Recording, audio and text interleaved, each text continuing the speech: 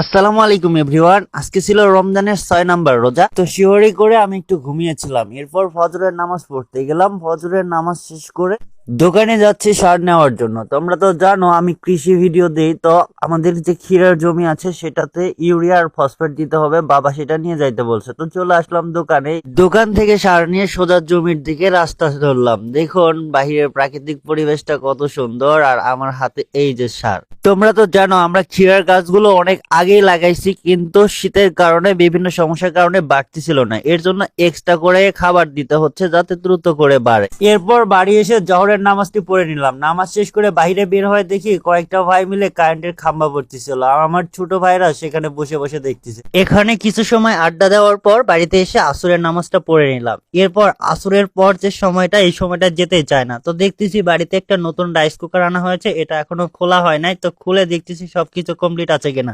এবার ভাত রান্না করে দেখলাম, হ্যাঁ একদম সবকিছু কমপ্লিট। এরপরে মাগরিবের সময় হয়ে আসলো, এর জন্য ইফতার নিয়ে বসে পড়লাম। আলহামদুলিল্লাহ আজানের পর সবাই মিলে ইফতার করলাম।